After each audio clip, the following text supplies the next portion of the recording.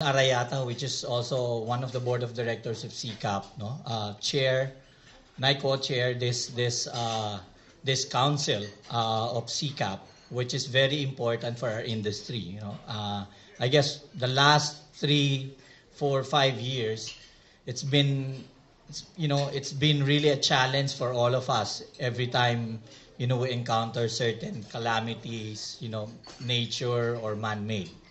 And over the last 5 years, we've been really trying to organize a council like this so everyone can be ready, because our customers, every time we go out and meet clients or they visit the Philippines, they will ask, how's your disaster recovery and BCP program? Are they in place? I'm sure in your contracts, there's that portion. When you receive an RFP or RFQ from customers, they ask that. What normally happens in our industry, let's accept this, it's a cut and paste, right? We cut and paste from previous contract, but it's not really a true blue disaster recovery or business continuity plan, right?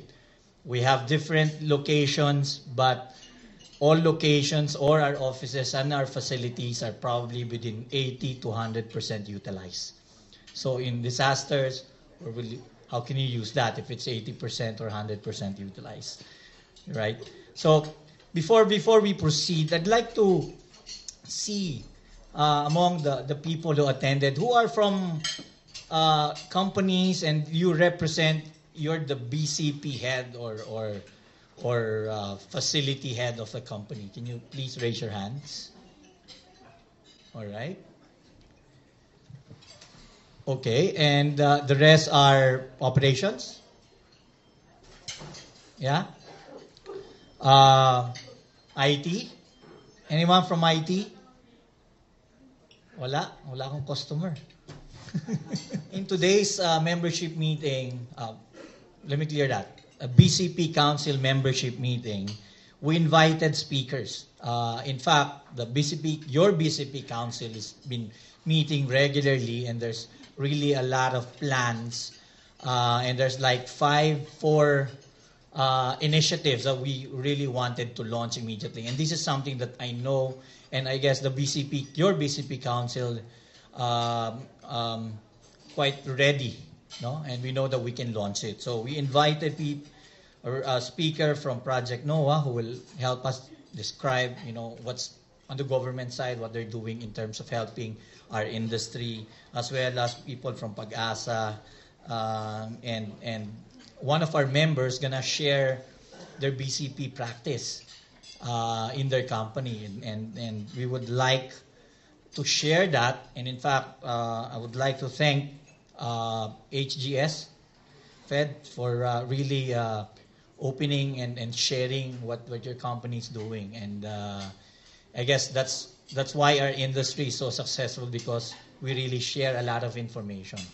So without further ado, I'd like to turn back the microphone to Jay to introduce our next speaker. So thank you and good afternoon. Thank you very much, Jojo. Okay, now, we now bring in the heavyweights. Okay, our next topic, you can see it already on the screen. I'm a big fan of this program because I use it all the time. Okay, whenever there's a storm, the CCAP office is actually open. We use it as a command center. Okay, I live in Quezon City. It's easy for me to go to, our office is actually outside of this building, in this hotel. So it's very easy for me to, as long as there's no flying debris, I can drive through EDSA during a storm. And the first thing I do is I open the email and open this website, Project NOAA, so that when people call, our members call, or what are the updates, I get to see where the rains and of course other applications as well. All right, without further ado, ladies and gentlemen, our first speaker. He is the Executive Director of the Department of Science Technology Nationwide Operational Assessment of Hazard, NOAA, or Project NOAA. It's DOS's flagship program for disaster risk reduction and management. He is also a consultant for the World Bank, and is a leading international scientific expert on natural disasters. He received his bachelor's and master's degrees from the University of the Philippines and holds a PhD degree in earth sciences from the University of Cambridge. Told you it's heavyweight. He has published more than 50 peer-reviewed journal articles, mostly in international ISI journals. His most recent work covered the 2013 Bohol earthquake and the 2013 Yolanda Haiyan super typhoon. Ladies and gentlemen, our pleasure. Please a big round of applause for Dr. Alfredo Mahar Francisco A. Lagman.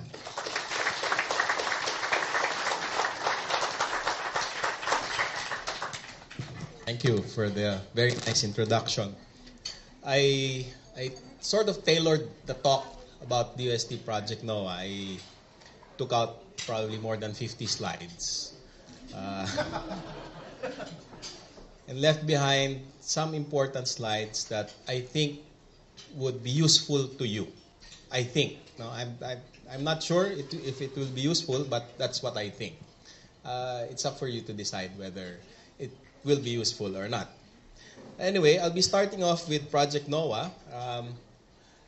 NOAA stands for Nationwide Operational Assessment of Hazards, and it's a bit of a biblical name. We have other products called MOSES, Mobile System for Emergency Services. We have apps called NOAA, and we have another app called ARCO. And we recently hired a driver whose name is Genesis. But it's all coincidental. It so happens. The person who coined NOAA, by the way, is sitting over there. That guy, whose name is Mon Liboro. He's the person who has been thinking of these marvelous names. Why all biblical, Mon? What's the name of your father? Maybe. Baka si Abraham. Anyway, all right. So, NOAA really just tries to enhance our disaster and mitigation efforts through the use of science and technology, the best that is available in the world. Or at least we try to do that.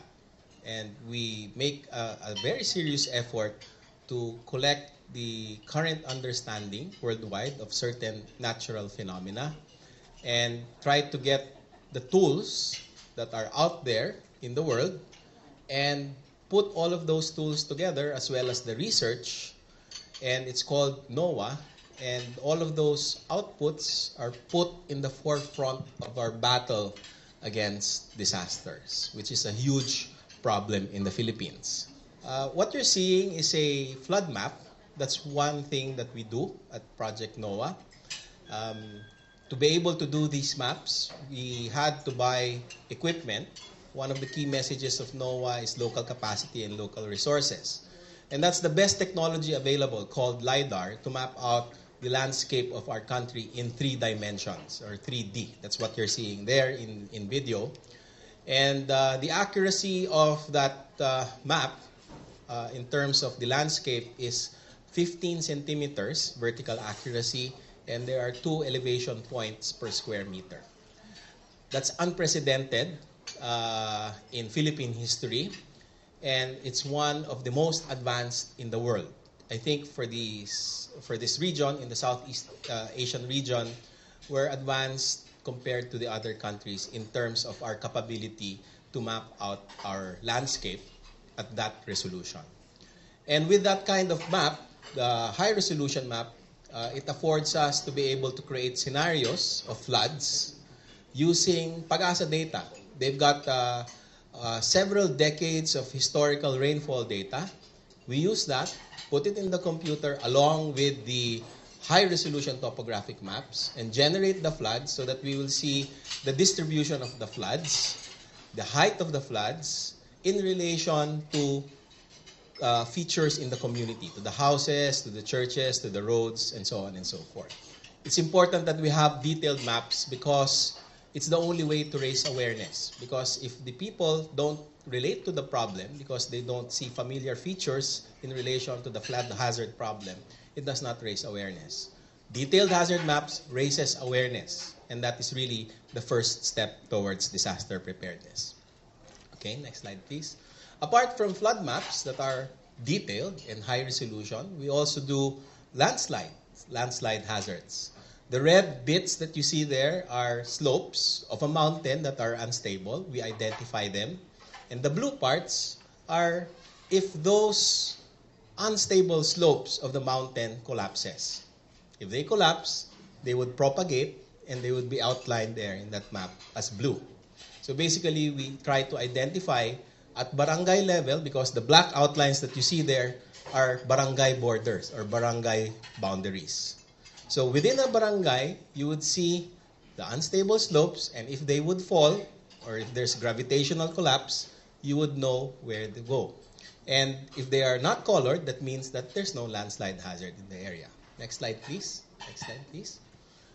Okay, apart from the landslides, we have the floods, the landslides, as well as the storm surge maps. And we try to simulate all of the coastal inundation that can happen in the entire Philippines, all coastal areas of the Philippines. What you're seeing there is Pedring, the simulation of Pedring. Can you press it, please? What you're seeing there is the flooding in Rojas Boulevard in 2011. It went to UN Avenue and reached up to Taft Avenue. It destroyed a lot of restaurants, including the famous Spirals restaurant in Sofitel. So that was a 2-meter storm surge, probably less than half of what happened in Yolanda. But nonetheless, that 2011 event was a dangerous event, especially for areas near the coastline, because it destroyed a lot of houses. Luckily, there were minimal deaths during that time. But we didn't learn from that experience of storm surge. What we learned was the meme. There were about 1,000 memes, Photoshop of some officials beside the Rojas Boulevard and the destruction that took place in that area. Next slide, please. So what we do is that we make, just go on, please. Okay, next slide. Malate, it inundated Malate as well. We get the topographic maps. Okay, then just go. We get the landslide maps. Okay, this is a parcel of land in Leyte. Orange means that you can still build on them, but provided that there should be continuous monitoring as well as slope stability intervention. The red places are those places which are highly unstable and can collapse. Next slide, please. So we put the structurally controlled landslides, we put the barangay border, we put the flood map, we put the storm surge map, and the barangay borders, and therefore, with a combination of all of those hazards, we get what we call as a multi-hazard map. The good thing about this multi-hazard map is you can see the places where you should not be whenever there's a warning of severe weather, like a typhoon as strong as Yolanda. Next slide, please. And well, what happened was that even though it looks very red, and there are a lot of places which are orange, there are still a lot of places which are safe. And you can see that in this enhanced map that we made using the high-resolution topography, the safe areas from previous maps was just 6.32%. We were able to increase that to 47.54%. In fact, when we made this for most parts of the Philippines, every single area of the country has roughly about that amount of safe places. 50% of any given area or any province would have about 50% safe places. That means that there are still safe places in the Philippines to be whenever, okay, in terms of meteorological hazards. Next slide, please. Apart from the hazard maps, DOST, Project NOAA, also has this component that creates, manufactures, and deploys sensors, automated rain gauges, automated weather stations, and automated stream gauges. They're deployed all over the Philippines. You can look at them one by one and you see how much rainfall gets delivered in a certain part of the Philippines. Red means it's torrential rainfall, 30 millimeters of rain. That means that if you're driving and your windshield wiper is turned on fast and continuous, If it's torrential rainfall, you still won't be able to see the road. But with yellow, that means intense. If it's fast and continuous, you'll be able to see the road, although it's raining cats and dogs. Okay, next slide, please. Those are the automated rain gauges. They're about 1,000. I think this is one for the Guinness Book of World Records. And in just 2 years, we were able to deploy all of those 1,500 sensors manufactured locally, deployed by local people. Because that's the message. We have to have local capacity and local resources in our disaster prevention and mitigation efforts. And they stream online, live, near real time, every 15 minutes. And all of this data is available to you. You can see it at the NOAA website, noaa.dost.gov.ph, and we have mobile apps. That's the NOAA app. And there's another app called ARCO, A-R-K-O, where you can see the flood maps that we've created for Metro Manila. Next slide, please. And those sensors, we thought of making it easy for the people so that they don't have to look at the sensors one by one. Since there are a lot of sensors, we tried to contour them. And in this case, for example, with the record of all of the weather stations and the rain gauges, you can see that here in this area, that part of Metro Manila, I think this one was during Typhoon Mario, and you can see that Metro Manila was or had experienced heavy rainfall. It's a total accumulation of the rainfall over the span of 24 hours. So it's not really heavy rainfall, but it's a total accumulation. So based on those sensors, we know where it's raining, what part of the Philippines has experienced heavy rainfall or torrential rainfall or whatever amount of accumulated rainfall that happened in a particular place. Next slide, please. And Pag-asa has Doppler, and those Doppler data get streamed. That's the eye of Typhoon Haiyan as it barreled through the central Philippines region.